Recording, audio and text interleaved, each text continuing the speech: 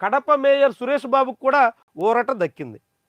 కడపలో నిన్న మహానాడు జరుగుతున్నటువంటి సమయంలోనే కడప మేయర్ పోస్ట్ నుంచి సురేష్ బాబుని తొలగించిన దాని మీద ఏపీ హైకోర్టు స్టేటస్కో విధించింది.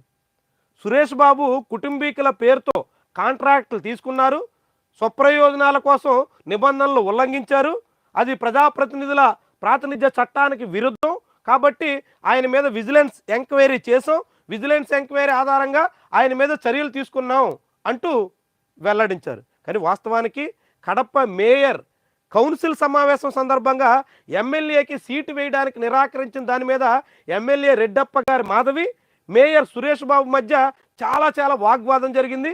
అది చాలా వైరల్ అయింది. దాన్ని దృష్టిలో పెట్టుకుని ఆమె నేరుగా నారా లోకేష్కి ఫిర్యాదు చేశారు.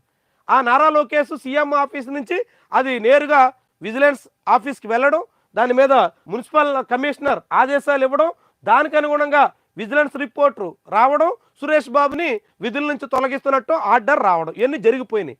కానీ అదే సమయంలో సురేష్ బాబు వివరణ ఇచ్చేదానికి సమయం ఇవ్వలేదని, సురేష్ బాబు వాదన అసలు వినలేదని, సురేష్ బాబు అభిప్రాయాన్ని తెలుసుకోకుండా మొత్తం మేయర్పేట నుంచి తొలగించేశారని ఆయన హైకోర్టుకి విన్నవించారు.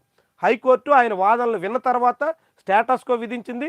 మేయర్పేట నుంచి సురేష్ బాబు తొలగింపు ఉత్తర్వుల్ని ప్రస్తుతానికి పెండింగ్లో పెట్టేసింది. అట్లా వైఎస్ఆర్సీపీ నాయకుడికి కడపలో మహానాడు జరుగుతుండగానే కడప నగరపాలక సంస్థలో వైఎస్ఆర్సీపీ నాయకుడికి ఊరట దక్కడం అన్నది ఒక ముఖ్యమైనటువంటి కీలకమైనటువంటి అంశం. ఇక అదే సమయంలో కడప జిల్లాలోనే సజ్జల కుటుంబానికి కూడా ఊరట దక్కింది.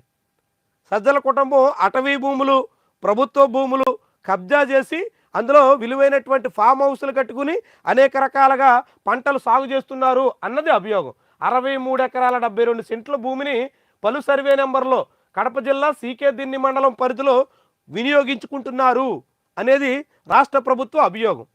పవన్ కళ్యాణ్ ఆదేశాల తర్వాత ఫారెస్ట్ అధికారులు రంగంలో దిగారు, సర్వే చేశారు, ఫారెస్ట్ భూమి ఉందని తేల్చారు, 50 ఎకరాలు పైబడి ఫారెస్ట్ భూమి ఉన్నట్టుగా నిర్ధారించారు. వాటి ఆధారంగా ఆ భూముల్ని తిరిగి ప్రభుత్వమే స్వాధీనం చేసుకున్నట్టు ప్రకటన అయితే చేశారు. కానీ తీరా ఇప్పుడు వాళ్ళకి మళ్ళీ స్టేటస్కో దక్కింది. ప్రభుత్వం ఇచ్చినటువంటి ఆదేశాలని హైకోర్టు నిలిపివేసింది. దాంతో ఇక్కడ కూడా వైఎస్ఆర్సీపీకి చెందినటువంటి నాయకులకి, సజ్జల రామకృష్ణారెడ్డి కుటుంబ సభ్యులకి ఊరట దక్కింది.